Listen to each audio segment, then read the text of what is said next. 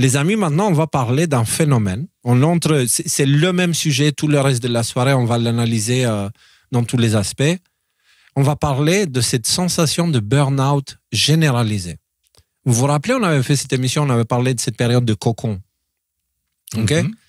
Et que beaucoup de monde m'ont écrit pour dire « Ah, Léo, moi aussi, je me ressens comme ça. Oui, moi, j'ai pas d'énergie, blablabla. » On va essayer maintenant d'expliquer pourquoi ces choses-là nous arrivent. On va essayer de voir ce qui se passe réellement, en fait. Un phénomène intéressant est en train d'avoir lieu sur YouTube en ce moment. Beaucoup de musiciens avec des chaînes YouTube et en plusieurs millions d'abonnés et gagnant énormément d'argent, ils sont en train d'arrêter ou considèrent sérieusement d'arrêter. Ils parlent tous d'une sorte de burn-out créatif.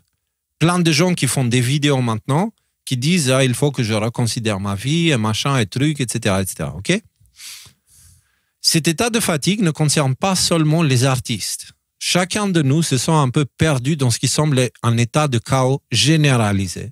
Ce sentiment et le manque d'énergie qui l'accompagne ont des explications et c'est exactement ce qu'on fera dans cette émission. Parce qu'il n'y a pas que, encore une fois, suite aux dernières émissions, il y a plein de gens qui m'ont parlé d'une sorte d'état de burn-out, tu sais. Et si vous regardez, il y a un phénomène.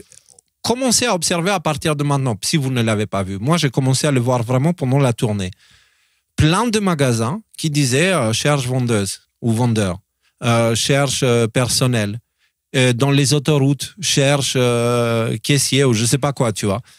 Et tous les travaux comme ça, il y avait plein de demandes, beaucoup de demandes. Et de l'autre côté, les gens se plaignent qu'il n'y a pas d'emploi. Mais en réalité, ce qui se passe, c'est que les gens commencent à se poser des vraies questions. Ils commencent à accorder de la vraie valeur à leur temps à eux. Et ils n'acceptent plus de le vendre pour peu et ça devient de plus en plus fréquent. Donc ça veut dire qu'il y a de moins en moins de gens qui ont envie de faire ces travaux ingrats parce qu'ils ne voient plus de sens dedans. Vous comprenez? Et on avait parlé dans l'émission la dernière fois, c'est quand on commence à ouvrir les yeux spirituellement, on commence à chercher à faire les choses parce qu'elles ont un sens, non pas parce qu'on doit les faire. Et du coup, ils ne voient plus de sens dans ce qu'ils font. Et c'est pas quelque chose qui touche que notre âge, ça touche tous les âges. Oui, Nico, pardon, tu voulais dire. Ouais. Non, mais tu as dit exactement ce que je voulais dire. Il y a une perte de sens générale. Et alors, du coup, il y a deux réponses essentielles. C'est continuer à chercher ses sens ou comme quand tu as perdu quelque chose et que tu le cherches désespérément dans ta maison partout. Arrêtez de chercher juste un espace de quelques secondes, quelques minutes. Bon, peut-être pour le sens, ça va être plus large. Ouais. Mais voilà, il y a deux réponses à ça. Courir dans tous les sens à la recherche du sens et être stressé par le fait qu'il n'y a pas de sens ou qu'on ne trouve plus de sens dans le monde dans lequel on vit. Ou tout simplement, souffler, laisser le vide. Ouais. Et prendre de la distance, justement. Tu suis, Rudy? Qu'est-ce que tu en penses? Je suis, tout à fait. Ouais, j'en pense. Déjà, sur la question du burn-out, il y avait une réponse dans les tweets là, que tu avais posté qui m'avait fait marrer. Il y a une personne qui nous avait dit si vous êtes fatigué, changez d'hygiène de vie. Merci. Merci pour le conseil, ça fait plaisir. Ensuite, oui, cette perte de sens, elle est partagée. Après, même si je pense qu'il y a une vraie dimension... peut-être spirituel est un bien grand mot à mettre ici, mais dans l'époque, ce que tu viens de dire, quoi, une recherche de sens, le fait qu'on donne plus de valeur à notre temps, il y a aussi une réalité économique qui est associée à ça, qui fait que dans un pays aujourd'hui, surtout comme la France, tu restes chez toi à rien faire, ou alors tu vas faire un job payé au salaire minimum, tu te retrouves dans une situation financière qui est à peu près équivalente, sauf que dans un cas, tu dois bosser 40 heures par jour à faire un truc que tu détestes, et dans l'autre cas, tu peux faire ce que tu veux, même si ce que tu veux, dans ces conditions-là, se limite souvent à rester assis sur son canapé et à regarder des vidéos sur YouTube. Ouais, c'est cette histoire de la roue de hamster, c'est ça? Il n'y a pas de sens dans la roue de hamster. Il n'y a pas de sens aussi, mais même, ce que je veux dire, à un moment donné, indépendamment du sens, si t'es tout seul, t'es tout seul, mais si t'as une famille à faire vivre, sens ou pas sens, si jamais il y a rien dans le frigo, il faut aller s'y mettre. Et le fait que, et on en parlait, t'en parlais déjà dans les mêmes contre-attaques, avec le coup de la maison, là, le fait que, en fait, on t'empêche complètement de vivre des fruits de ton travail, est quelque chose qui devient, qui est de plus en plus visible, à mesure que les ressources financières diminuent pour beaucoup de gens, et qui est aussi de plus en plus pénible. Moi, écoutez, j'ai 44 ans. Ça fait quoi? Ça va faire 20 ans et plus que je travaille. J'ai toujours payé mes impôts et la paperasse et tout ça, ça jamais plus. Mais depuis 2 ou 3 ans, c'est devenu un véritable supplice en fait. C'est devenu juste un enfer de devoir me soumettre à cette espèce de rituel d'humiliation là qui consiste à te saigner, à devoir dire à ta famille que tu vas pas pouvoir partir en vacances pour aller donner du pognon pour que les élites de ce monde ils aillent se payer des bouteilles de champagne et pour que Zelensky se paye une 4e maison au ski, quoi, tu vois. Et ça, donc il y a un contexte économique, un contexte informationnel, un contexte moral aussi, éthique, dans le sens où les gens qui sont au-dessus sont de plus en plus, je veux dire, horribles d'un point de vue moral, en fait. Ces gens-là sont absolument, quoi. C'est des gangsters, c'est une mafia. Et il y a de plus en plus de gens qui s'en rendent compte de ça. Donc, en fait, tous ces facteurs-là aussi contribuent au Alors, phénomène. justement, on va les inclure, ces facteurs-là, ce soir, et on va en parler plus en détail. Mais on va commencer par celui que beaucoup en souffrent, mais qui peu en parle. Je voulais parler de ce sujet-là depuis un moment, et Momochi a pris les devants. La guerre psychologique continue avec les infiltrés qui sont maintenant dans nos maisons, carrément dans nos poches. Comment notre utilisation d'Internet change nos vies? Pendant longtemps, Internet nous donnait ce qu'on lui demandait. Mais ces derniers temps, maintenant que l'humanité a développé une dépendance à Internet, ce dernier est utilisé pour nous influencer. Pour commencer, Internet est en train de détruire toute l'évolution qu'on a fait concernant notre capacité de contrôler notre concentration. On va regarder un petit extrait de son émission qui est juste génial. Si vous faites des activités où vous pouvez être distrait, vous allez devenir plus distrait aussi. Et c'est justement là que c'est embêtant parce que l'état naturel de notre cerveau, c'est d'être distrait. Nos sens sont branchés sur les changements. Il y avait cette étude de 2004 dans Current Biology qui montrait que notre cerveau opérait sur des données de sensations rapides et involontaires. Ce qui attire le plus notre attention, c'est quand il y a un petit changement dans ce qui nous entoure. Les objets statiques autour de vous font partie de la scène et vous ne voyez plus trop. Mais dès que quelque chose bouge, nous allons le remarquer parce que ça peut être un danger. C'est pratiquement un mécanisme de survie. On trouve ça chez les autres mammifères. Nos sens sont branchés sur les petits changements et poser notre attention sur un seul objet, comme lire un livre par exemple, c'est un processus de pensée presque non naturel parce que pour lire, vous devez l'apprendre, vous devez développer les neurones pour pouvoir reconnaître les lettres, déchiffrer les mots en quelques millisecondes. Pour lire, vous devez entraîner votre cerveau à ignorer tout ce qui se passe autour de vous, à résister, de laisser votre focus glisser vers d'autres sensations. Et c'est pas une discipline mentale facile à développer. Et quand vous regardez maintenant les statistiques, vous voyez les chiffres de perte de la lecture. Là. Entre 2004 et 2017, il y a une baisse de 30 à 40% de gens qui lisent. 57% d'Américains lisent pas un seul livre sur l'année. Bon, ça règle la question. En 2017, ils voyaient que l'Américain moyen passait en moyenne 17 minutes par jour à lire un livre et 5,4 heures sur son téléphone. Ouais. Vous avez la même tendance partout en Angleterre, en France, dans plein d'autres pays. Le marché des romans, des livres, tout ça est en train de descendre. Et vous allez me dire, en quoi c'est un problème? C'est juste que les 400 dernières années de notre civilisation, la science, les arts, la société étaient tous basés sur l'esprit littéraire. Alors il va se passer quoi? Vous me direz alors, oui, mais Momochi, mais Internet, c'est juste un outil, il faut bien s'en servir, ouais. Ça me fait toujours penser à ce débat entre des philosophes et historiens sur l'influence de la technologie sur la civilisation. Il y a une vision instrumentaliste qui dit que les outils technologiques sont neutres, qu'on a un contrôle total sur eux, qu'un objet complètement neutre, il ne peut rien influer. Et il y a une autre vue, une vue techno-déterministe qui dit que le progrès technologique est une sorte de force autonome en dehors du contrôle des humains. Une des visions les plus extrêmes, c'était que les humains seraient peut-être là pour produire des outils et féconder les machines, comme les abeilles qui fécondent des plantes jusqu'à ce que les machines puissent se reproduire elles-mêmes. Ouais, vous voyez, tout ça, les hommes qui alimentent les machines. Ouais, je sais, c'est un peu délirant comme théorie, mais il y avait même un tweet là de Elon Musk qui avait été cité par ADNM, qui avait dit quelque chose un peu dans ce sens-là, que les humains sont le fuel pour alimenter la super intelligence. Et c'est un petit peu cette vision techno-déterministe, mais bon, je dis... Donc, Là, il y a plusieurs sujets qui ont été évoqués. Le premier, c'est comment Internet est utilisé pour morceler notre capacité de nous concentrer. OK? C'est super important. Et après, bien sûr, d'où c'est alimenté toute cette histoire-là par ces transhumanistes comme Elon Musk. Hein. Elon Musk, pour moi, Klaus Schwab à côté, c'est une tapette. Hein. En transhumanisme, Elon Musk, il y va comme un porc. Il fait Neuralink, il fait des déclarations hyper cheloues, tu vois. Et on sait qu'il est intéressé par tout ça.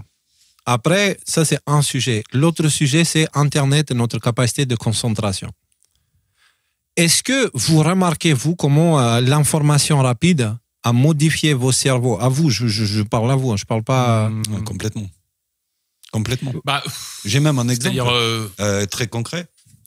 Ça fait, elle a parlé des livres et je me suis dit, je n'ai pas lu un livre en entier. Je soutiens un entier, ça fait 2 ans. Je me lasse très vite. Alors qu'avant, ça ne m'arrivait pas. Si je commençais un livre, je le terminais. Et ouais. Alors, oui, et alors. cette passivité comment aussi. te dire, il y a plusieurs choses. Par rapport au phénomène de la lecture, et ça vient un petit peu compléter le sujet de la soirée, là, sur cette espèce de burn-out généralisé. Il y a aussi une perte d'intérêt grandissante pour toutes les choses qui nous intéressaient dans le passé. Moi, je veux dire, je me souviens, j'avais pas honte de le dire, il y a quoi, il y a 5 ans de ça, quand le petit il était couché, avec ma femme, on se calait, on se regardait des séries, on se regardait des films, on se regardait. Maintenant, il n'y a plus rien qui m'intéresse. Je suis pas sûr que ce soit parce que l'offre en film de qualité, en série de qualité a baissé. Je pense vraiment que c'est mon intérêt pour ce genre de choses qui a baissé. Pareil. C'est ton intérêt pour ce genre de choses parce que elles durent trop longtemps. Parce qu'elle dure trop longtemps. C'est directement lié avec ce qu'elle dit. Peu importe ce que toi, tu penses. Tu peux penser ce que tu veux. Là, on parle de mécanismes subconscients du cerveau. Certainement, non, c'est parce que j'imagine tu vas dire que tu perds l'intérêt parce qu'il y a toutes les idéologies que tu détectes à l'intérieur, toutes les histoires qui sont... Même pas, parce que je n'ai aucun problème à regarder des films des années 80, tu vois ce que je veux dire. Mais même ça ne m'intéresse plus le soir quand j'ai vraiment pas envie de me mettre devant un écran. Peut-être parce que je suis toute la journée devant un écran dans le cadre de mon travail. C'est possible. Après, au niveau de la lecture, tu vois, là, moi je suis un gros lecteur. Je lisais beaucoup de romans. Là, ça fait 2 ans que je suis sur Maria Valtorta. Bon, ça fait beaucoup de pages et tout ça. Ça m'intéresse. Ça me parle. Ok, Maria Valtorta, qui te parle de l'histoire de Jésus, de machin, tout ça, les apôtres et tout ça. Ces sujets-là me parlent et j'ai l'impression qu'ils me nourrissent. J'ai essayé de ramasser un bouquin. J'avais un long voyage en train à faire. Là, il y avait un des bouquins, j'en ai pris un. J'ai lu 10 pages. Ça m'intéressait pas. Parce que aujourd'hui, des histoires fictives sur des gens fictifs à qui il arrive des trucs fictifs et on va parler. Enfin, ne m'intéresse plus. Rudy, ne t'intéresse plus, très bien. Mais ce que je suis en train d'essayer de te dire, c'est que est-ce que tu vas sur Internet? Tu utilises Internet? De moins en moins. Oui ou non? Oui ou non? Question oui ou non? Oui, là, j'y suis sur Internet, là, tout de suite. Là. Est-ce que tu checkes les informations? Parce que moi, je vois que tu continues à alimenter le fil d'actualité qu'on a en privé, tu vois. 5 minutes par jour, en fait. Tu as de l'info qui défile. Ouais, voilà. Oui, 5 minutes par jour. Ce genre de choses font que notre cerveau s'adapte à des réflexions plus courtes et à toute chose qui ne demande pas beaucoup de concentration. Okay? Et la conséquence de ça, c'est en fait ce qu'il faut comprendre, c'est que ce phénomène provoque des réactions chimiques dans le cerveau où à chaque fois qu'on voit une petite information défilant, il y a une dose d'endorphine, ou je ne sais pas comment on appelle cette substance, c'est le cerveau qui te félicite, ah, tu as une information, tu as appris. Et en fait, on devient dépendant de ça. Et en devenant dépendant de ça, toutes les autres choses autour nous paraissent de moins en moins pertinentes. Et elles nous intéressent de moins en moins. Plus fades, tu vois, et on est moins motivé à les faire, moins intéressé. Donc, ce que tu décris, toi, c'est, même si tu ne l'acceptes pas, c'est ça, tu vois, c'est ça le truc avec l'humain. C'est que, là, je te parle de mécanismes subconscients. Comment fonctionne le cerveau? Et à partir du moment où on utilise Internet, il y a des fortes chances à ce que ce manque d'intérêt que tu as pour les choses, tu vois, et cette perte d'intérêt, soit directement liée à ta consommation d'Internet. Parce que c'est littéralement la même conséquence qu'il a sur tout le monde. Et ce que tu décris, tout le monde est en train de le vivre maintenant, plus ou moins. Ben oui, mais ce que je veux te dire, c'est que je nie pas le phénomène. Après, moi, là, je te parle de mon cas précis à moi.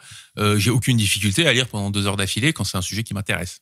Maintenant, les sujets qui m'intéressent sont de plus en plus faibles. Voilà, c'est ça que je pointe du doigt. Maintenant, moi, comme tout le monde, je peux Je peux te dire quelque chose à propos de ce que tu viens de dire. Une personne qui souffrirait des effets secondaires de ça ne serait pas consciente qu'elle souffre des effets secondaires de ça. Dans sa tête, elle penserait qu'elle est juste en train de perdre l'intérêt parce que les choses lui paraissent moins intéressantes. Tu vois, quand je te dis que c'est un processus subconscient, moi, je le vois chez moi, mais non pas parce que je le ressens comme ça. C'est parce que je vois un lien direct, une sorte de cohérence au niveau de ma perte. Moi, c'est pareil. Les séries, je regarde plus. Je n'y trouve plus d'intérêt, tu vois. Et il y a plein d'autres choses que je ne trouve même plus d'intérêt. Et le bon côté de ça, c'est que je trouve même plus d'intérêt à me prendre la tête avec qui que ce soit. Tu vois? Ce qui fait que globalement, je suis en train d'être de plus en plus calme, tu vois. Mais tout ça, c'est directement lié au fait que j'ai surconsommé Internet, j'ai surconsommé l'information. Et le fait que j'ai plus envie de parler d'actualité, c'est directement lié à ça. Et c'est ton cas à toi aussi, tu vois. Ah et non, c'est mais le ça, cas c'est de très Nico vrai. aussi. Ça, c'est là, moi, les 3 ans là de décodeur, on va dire, d'un point de vue informationnel, ceux qui ont suivi depuis 5 ans le savent, j'étais passionné par ça. Maintenant, ça ne m'intéresse plus, mais alors absolument plus. Je pense que je fais une overdose d'Internet.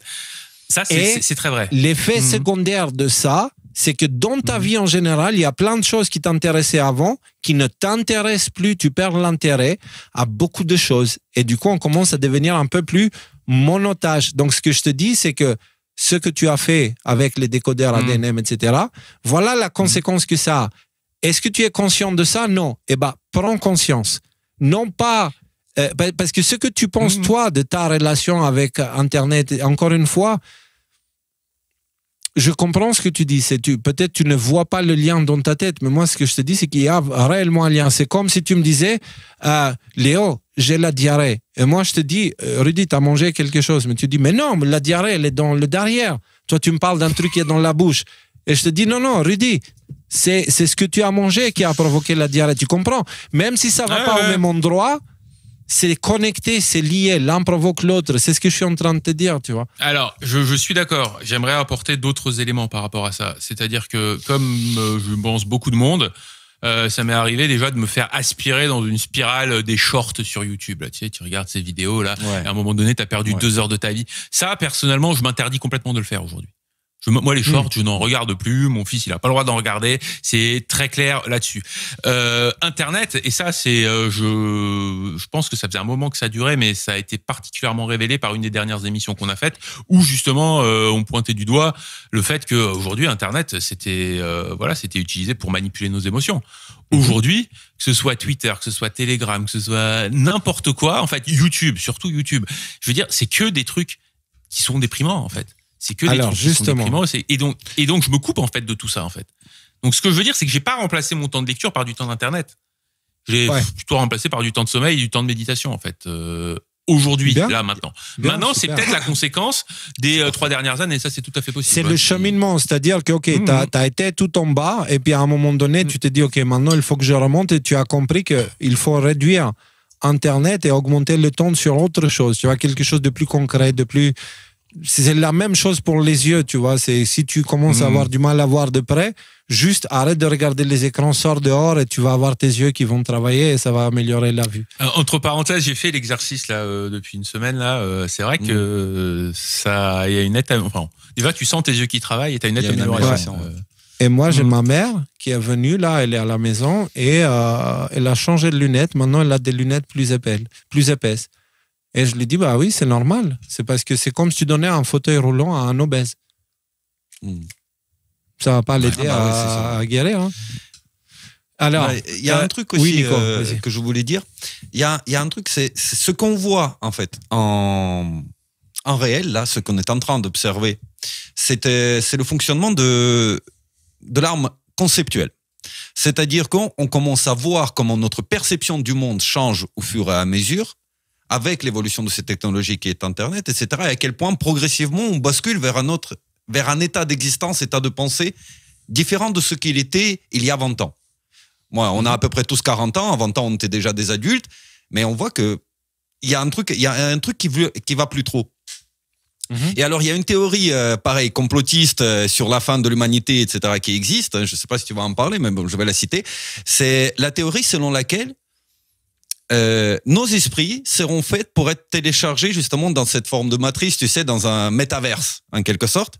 Et on va fonctionner là-dedans parce que c'est là où on recevra nos doses de dopamine et que le monde réel, il sera complètement inintéressant de rester dedans. Tu ne peux pas recevoir des doses de dopamine sans corps physique parce que la dopamine, c'est un élément physique. Justement, Neuralink, tu as parlé de Neuralink. Tu as ton corps physique, mais tu vas passer de plus en plus de temps dans le métaverse pour recevoir en permanence cette dose de dopamine. Oui, comme on passe de plus en plus de temps sur Internet, en fait. Voilà, et c'est juste que l'Internet, il nous habitue à ça, il nous habitue à cette passivité. Regarde les algorithmes YouTube. Avant, on allait chercher les vidéos qu'on va aller voir. Maintenant, on clique, on refresh la page et on voit ce qu'on nous suggère. Justement, est-ce que je peux avancer juste un poil parce qu'on est en train d'avancer sur l'émission. On est à la même longueur d'onde, c'est juste on va mettre un fil rouge. Internet et les réseaux sociaux, en particulier les formats courts comme TikTok et les flux infinis, agitent notre cerveau avec des stimuli rapides et imprévisibles, accroissant la recherche de gratification immédiate. Je veux un truc maintenant. Selon certaines sources, l'attention moyenne sur les réseaux sociaux tombe à moins de 2 secondes et les utilisateurs mobiles passent en moyenne 1,7 secondes à regarder un contenu, 2,5 sur ordinateur. Une étude a même montré que l'exposition à un flux TikTok nuit spécifiquement à la mémoire prospective. Les sujets avaient de plus en plus du mal à se souvenir et à exécuter des intentions après interruption, un phénomène attribué au changement de contexte, fréquent des formats courts. Donc, parfois, tu sais, où tu perds ton fil au niveau de ta parole. Tu parles, et puis d'un coup, tu sais même plus ce que tu disais au début. Moi, ça m'est arrivé ces derniers temps. Et c'est aussi dû à une fatigue. C'est pour ça qu'on ne fait pas d'actualité aujourd'hui. Et on fout la paix à tout le monde. On vous fout la paix aussi ce soir.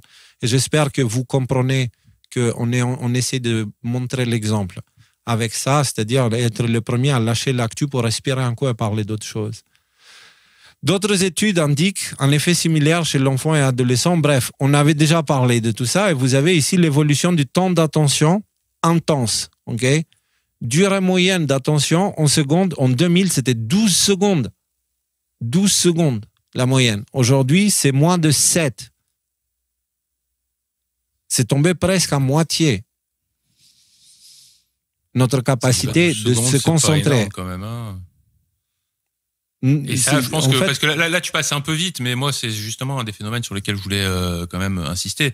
C'est-à-dire que, comme tu le disais, pour les gens qui sont dans la quarantaine, on a un point de référence. On a connu le monde d'avant Internet, on a connu surtout le monde d'avant l'Internet d'aujourd'hui, quoi, avec du contenu généré par IA, avec des shorts, avec des choses comme ça. Je veux dire, Internet, il y a 15 ans, les shorts, ça n'existait pas, ce genre de phénomène. Et donc, en fait, on ne peut sentir... Moi, j'ai senti ce sentiment de perdition intellectuelle qui, à un moment donné, je me suis dit stop, c'est bon, on arrête les réseaux sociaux parce que ça me donne envie de tout péter. On arrête les shorts, les vidéos parce que machin. C'est vrai là. Je veux dire, tu peux passer 2 heures devant un short. Tu demandes à quelqu'un qui a fait ça, tu lui dis donne-moi 3 vidéos que t'as vues là, 3 vidéos là sur les 300 que t'as vues là pendant ces 2 heures là. Impossible. Impossible d'en sortir quelque chose. Et effectivement, les enfants sont les premières victimes de ces choses-là. Et je pense qu'en tant que parents, on a une véritable responsabilité face à ça, quoi. Nous, notre cerveau a déjà des réflexes, tu vois. Et donc, quand on entre dans cet état, nous le percevons comme un moment de faiblesse. Alors que eux, ils se développent là-dedans. Donc, la faiblesse, c'est leur norme. Et après, on se plaint que les enfants, ils n'arrivent pas à se concentrer, etc. Ouais. Et c'est ça, tu vois, tout ça. Par exemple, si quelqu'un était en train d'écrire des pages de la Bible, là, il dirait le péché d'Internet, le péché des shorts, le péché de Facebook, tu vois. Ça serait des péchés, c'est-à-dire, c'est quoi un péché? C'est ce qu'on n'est pas censé faire parce qu'on n'est pas fait pour. Si notre corps fonctionne d'une certaine façon, c'est parce qu'il a évolué sur une période incalculable, tu vois. Et elle a évolué pour fonctionner d'une certaine façon. Tout ce qui ne va pas dans cette façon de fonctionner, c'est un péché. Et aujourd'hui, tout ce qu'on est en train d'aborder, c'est pas naturel du tout. Et du coup, résultat des courses, on finit avec des enfants en état d'hypnose et des civilisations entières dans un état de psychose de masse, comme on est en train de voir en ce moment. Ajoutons à tout ceci l'autre aspect que Rudy t'a évoqué tout à l'heure, le fait que Internet, tu vois, toi aussi tu l'as dit, Nico, tout à l'heure, pendant très longtemps, l'algorithme de YouTube s'est perfectionné pour trouver le contenu qui nous intéresse. Et comme ça, il a appris à nous connaître, l'araignée, Vous comprenez, vous vous rappelez, je disais l'araignée et la toile. Tellement les contenus proposés étaient intéressants que beaucoup ont commencé à regarder régulièrement. Des années plus tard, ils se trouvent dépendants de YouTube, pris dans la toile de l'araignée. Donc, on a cette dépendance à se divertir à travers Internet maintenant. Moi aussi, et tout le monde. À différents niveaux, évidemment. Et donc, on avait parlé de ces choses-là. On avait parlé de Facebook, comment ils ont carrément fait ça, quoi. Mais cet algorithme a une autre utilité en ce moment. Au lieu de nous donner les contenus qui pourraient nous intéresser, il nous donne le contenu qu'ils veulent qu'on absorbe. L'algorithme influence les influenceurs et à travers eux, ils influencent nos pensées et nos vies. Donc, on avait parlé dans cette émission-là, Révélation 18, comment les youtubeurs et tout ça, en fait, pour faire des vidéos qui ont des vues, ils regardent ce que l'algorithme a tendance à favoriser et ils vont faire des choses sur le sujet abordé à la façon que YouTube veut. D'accord ? Et de ce fait, ils sont influencés par l'algorithme et comme eux-mêmes, c'est des influenceurs, ça veut dire que l'algorithme YouTube influence directement la pensée globale. Ce genre de choses, il n'y a personne qui en parle. Personne. Donc l'originalité vient de l'algorithme. En fait, ce qu'avant était l'originalité contenu original, aujourd'hui, il a fait en sorte à ce que l'idée même de produire du contenu vient de l'algorithme. Donc vient de, je sais pas, une forme d'IA. Et ça, c'est un truc, et moi que je regrette un petit peu, parce que, je veux dire, YouTube, là, on en parle beaucoup, mais il y a des alternatives à YouTube. À Rumble, même si on n'a pas le droit de regarder ça en France, parce qu'on est dans un pays démocratique. Même algorithme. Il y en a d'autres. Mais le truc, il est là. Le problème, c'est que on a plein d'alternatives de vidéos, de plateformes qui hébergent de la vidéo, mais il n'y a personne qui est arrivé à nous fournir un algorithme qui était pertinent. Parce que l'algorithme de YouTube d'il y a 10 ans, sérieusement, il m'a fait découvrir des tonnes de choses. Je me suis beaucoup cultivé grâce à ça. Aujourd'hui, maintenant, c'est devenu un truc tout pourri. Tu regardes une vidéo, des fois, tu sais, il y a quelqu'un, il y a ma femme ou mon fils qui vient cliquer sur mon compte à moi, et là, tu te retrouves avec, t'es parti pour je sais pas moi, tout ton fil, toutes tes suggestions, ça va être en relation avec cette vidéo-là. Et donc, du coup, je veux dire, tu te retrouves dans une espèce de tunnel où on ne te propose rien d'original. Rien d'original, si ce n'est les conneries des Squeezie et compagnie, quoi, des influenceurs qui font du bruit, quoi. L'algorithme a changé de sens. Il n'est plus là pour donner ce qui nous plaît et nous rendre accro. Il est là maintenant pour nous mettre des choses dans la tête. Et c'est pour ça qu'on se retrouve un peu genre... Pourquoi il y a tout ça dans mon fil d'actu, tu vois? Même s'il n'y a personne d'autre qui entre dans ton compte, tu vas avoir des propositions que tu dis, j'ai pas envie. Moi, Twitter, il me met tout le temps des trucs de guerre, de meurtre, de mort, tu sais, genre, les extrémistes ont décapité telle personne. Il te met toutes les vidéos hardcore. Pourquoi il me met ça? Systématiquement, je clique, ça ne m'intéresse pas. Parce qu'ils veulent mettre la mort dans mon esprit, tu vois? C'est le but. Parce qu'une fois que ça entre dans ta tête, ce soir, on va parler d'un phénomène super important, le traumatisme du Covid. Tu vois? Et qui est une des bases fondamentales de tout ce qu'on est en train de parler. Mais on finit déjà avec ce sujet. Ces constatations révèlent un lien clair. L'usage intensif et continu des réseaux sociaux et d'Internet comme divertissement fragmente notre attention, rendant les tâches nécessitant une réflexion soutenue, comme la lecture ou le travail créatif, plus difficile à maintenir. Et bordel, je le sais. Et c'est pour ça que je suis heureux de faire de la musique. Là, j'ai fait une semaine de musique non-stop avec 2 super artistes.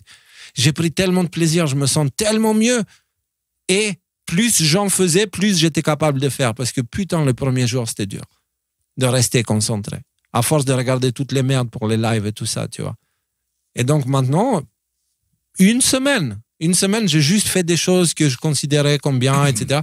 Mais c'était dur de rester concentré. Hein. J'avais comme un truc à l'intérieur qui me disait hey, fais autre chose. Et je restais consciemment, tu vois. Je m'assistais un petit peu par vous savez quoi, et voilà. Pour rester calme, tu vois. Non, tu étais sous assistance respiratoire. C'est ça, voilà. Avec des fumigènes. Alors, toutes ces choses-là, ce qui est en train de se passer rend nos vies plus difficiles et nous devenons de plus en plus dépendants de l'aide extérieure. La vie, elle se fait, nous, on essaie de survivre dans tout ça parce qu'on est vraiment dans cette espèce de burn-out, perdant notre autonomie de plus en plus. Parce que imaginez le phénomène pervers de ça, c'est qu'il est estimé, certains passent plus de 8 heures par jour devant les écrans. 8 heures. Et après, on dit quoi? On dit... J'ai l'impression que le temps accélère. La journée me paraît tellement plus courte. Oui, parce que tu viens de lui enlever 8 heures et de les mettre à l'écran. Ouais. Donc oui, c'est plus court. Ta journée, elle dure 8 heures maintenant au lieu de 16 normalement, tu vois. On parle de journée réveillée et active. Voilà. Bah, pourquoi? Parce qu'une grande partie de ta journée, elle est devant un téléphone et tout. Et c'est ça qui te donne l'impression que tu as moins de temps. Tu as beaucoup de temps. J'ai beaucoup de temps, mais je fais n'importe quoi avec mon temps. C'est plus facile de le dire comme ça que de dire tu vois, de parler à la deuxième personne, parce que je le fais aussi. Nous ne sommes pas en train de faire un burn-out collectif. Nous sommes la cible d'une guerre psychologique qui se fait à travers des choses que nous utilisons quotidiennement. Et je ne parle même pas de la télé ou la radio, elle est en narratif synchronisé. Le traître, il est chez nous, il s'appelle smartphone, ok? Il s'appelle PC, il s'appelle Internet. Et vous savez quoi? Là, Android, ils ont fait une mise à jour. Maintenant, tu as une IA sur ton téléphone qui peut te décrire tes photos. Donc, si tu mets un chat, il va te sortir toutes tes photos qui ont un chat. Sauf que pour savoir ça, le téléphone, il doit regarder toutes les photos. Donc, ça veut dire que là... Ouais, mais ça veut dire l'IA, elle est dans notre téléphone. Et cette IA, elle a accès à ce qu'on dit constamment, le micro est tout le temps activé. Elle a accès à ce qu'on voit. Elle a accès, du coup, à ce qu'on pense. Et on est en train, en plus, en utilisant l'IA, on est en train de lui apprendre comment travailler. Donc, si on revient à cette idée des transhumanistes comme Elon Musk, qui dit l'humain n'est que le carburant pour une évolution technologique, machin, tu vois, en gros, on est ici. Le futur, c'est technologique, tu vois, il n'y a même plus de vivants, tout est des machines, tu vois. En fait, non. Cette technologie, c'est ce qu'on nous fait croire. C'est une arme qui est utilisée contre nous et ceux qui la fabriquent et qui la créent ne s'en servent pas. Tu ne verrais pas la personne qui est derrière la création de l'écran d'un Apple iPhone, tu vois, des tout premiers. Steve Jobs, il ne donnait pas des smartphones à ses enfants. Mark Zuckerberg, il ne laisse pas ses enfants devant Facebook. Vous comprenez ce que je veux dire? Moi, j'ai réalisé un truc à ce sujet dernièrement. Là, j'avais une conversation avec des amis là, qui sont venus à la maison et on parlait des téléphones. Et moi, je leur exprimais le fait que je déteste cet objet, le téléphone. Alors que pourtant, la technologie, c'est quelque chose qui m'intéresse. Je suis informaticien, je passe beaucoup de temps devant un ordinateur. Et mon ordinateur, pour le coup, pour mon travail, est performant et c'est quelque chose qui a eu un certain coût, tout ça. Et pourtant, mon téléphone, et c'est pas pour une question de budget, c'est un truc tout pourri que j'ai dû payer 60 € sur Amazon et tout ça. Et puis il y a la personne avec qui je parlais qui me dit ouais mais tu sais tu mets pas le cher et tu peux avoir le Samsung machin et tu vas avoir quelque chose. Et là tu sais c'est ces moments où tu parles et tu t'écoutes parler et tu réalises des trucs sur toi-même. En fait je me suis rendu compte que je voulais pas ça. Je me suis rendu compte que j'étais content d'avoir un téléphone qui m'énervait. C'est-à-dire que quand j'ai besoin du GPS j'arrive tant bien que mal à le faire marcher. Ok, mais c'est-à-dire chaque fois que t'appuies sur un bouton, tu dois attendre 2 secondes que le machin il réagisse. Ces 2 secondes, en termes d'expérience utilisateur, elles sont affreuses. Et cette horreur d'expérience utilisateur, je tiens à la garder. Je me suis rendu compte que je tenais à la garder justement pour pas tomber dans cette espèce de confort de mon téléphone, il est génial, mon téléphone il est super, et j'ai un réflexe, il se passe quelque chose, tac, je sors mon téléphone. Et je sais jamais où il est d'ailleurs mon téléphone, c'est un petit peu mon grand problème. Donc s'il y a un conseil à donner aux gens, c'est et il y en a beaucoup qui le font parmi nous, parmi les gens qu'on a rencontrés en rencontre ou parmi les gens de la famille, d'avoir que ce soit les petits Nokia ou les trucs comme ça, donc les dumb phones, hein, donc les téléphones pas intelligents, mais aussi juste prenez un téléphone qui vous donne une expérience qui soit désagréable. Comme ça, vous aurez aucune difficulté à le poser, à le mettre dans un coin et à jamais. Ouais, mais toi, ton téléphone, c'est une machine de guerre, ton téléphone. Hein. Enfin, non. Tu te rappelles, je l'ai acheté juste avant la tournée parce que mon téléphone a cassé. C'est tu sais, les bistock là, comment tu appelles ça? Les retours. Tu sais, les reconditionnés. C'est un reconditionné. Il y a une année de garantie. Le réseau fonctionne très mal. Quand je suis ailleurs que chez moi, j'ai pas Internet. Il n'y a pas 4G, 5G. J'ai la garantie. Je peux l'envoyer demain à le faire et à recevoir un neuf qui fonctionne. Et en fait, j'ai la même chose que toi. Je me dis, tu sais quoi? L'autre qui m'a appelé là, et que alors que je suis en train de marcher avec les chiens, tant mieux si le téléphone captait pas et du coup on a dû couper court. Parce que là, j'ai juste besoin de marcher, j'ai juste envie de marcher, tu vois. Et c'est pas que j'ai pas envie de parler aux gens, mais il y a ce truc, mon téléphone qui sonne à des moments où c'est pas le moment. J'ai envie de parler aux gens, mais j'ai pas envie de parler au téléphone. Même à mes amis, même à des gens que j'adore, le téléphone il sonne. C'est toujours une contrainte, c'est systématiquement une contrainte. Ouais. Il y a plus ce côté comme quand t'avais 14 ans que le téléphone il sonnait à la maison et tu disais c'est peut-être pour moi, c'est peut-être un copain qui me... non, ça existe plus. Et en fait ça met en avant un phénomène qui rentre bien dans le thème du sujet, c'est-à-dire qu'on a cette espèce de grande force technologique là que pointait Momochi là finalement qui serait une force indépendante même de l'humanité qui pousse dans un sens, et on a cette espèce d'ennui intérieur qui nous pousse dans le sens exactement opposé, en fait. C'est-à-dire, allez, va te mettre dans la nature, va te mettre dans la rivière, va te mettre avec les oiseaux, va prendre le soleil sur la terrasse, surtout le téléphone le plus loin possible, et ne touche plus à ces choses-là, quoi.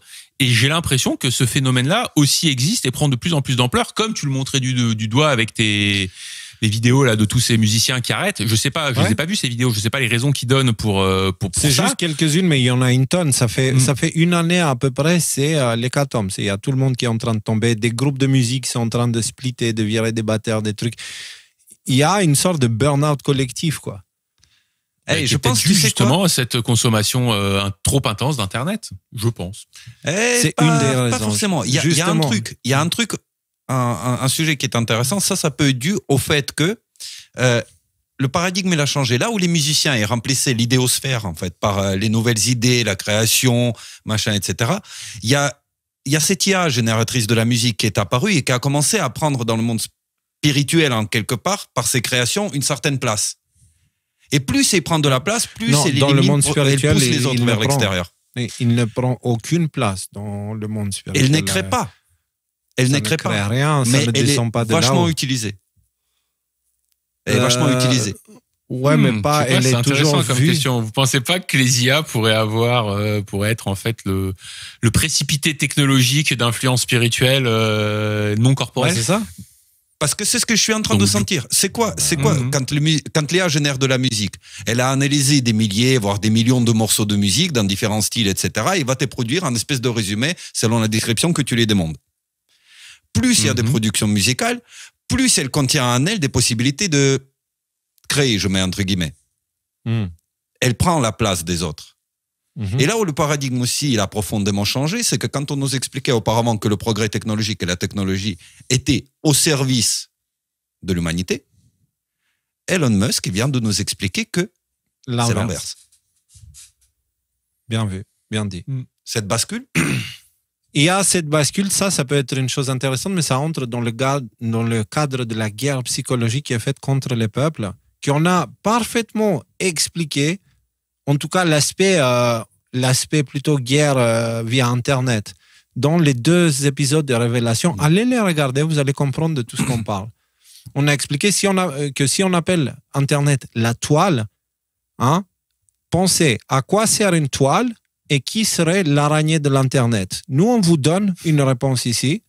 Et Internet, en gros, on avait expliqué que c'est une sorte de piège psychologique pour créer une sorte de dépendance et nous maintenir sous influence constamment. Voilà. Okay? Et que c'est contrôlé et mis en place par DARPA et le Pentagone. Internet, on a montré un petit peu l'histoire de l'IA superposée à l'histoire des superordinateurs et l'histoire de l'Internet, et les 3 choses ont évolué ensemble et les 3 choses sont devenues publiques en même temps. OK? Ah oui, t'as cet exemple où Facebook, en fait, il est né le jour où, c'était quoi, LifeLog, ça s'appelait un projet de la DARPA, si je dis pas de bêtises.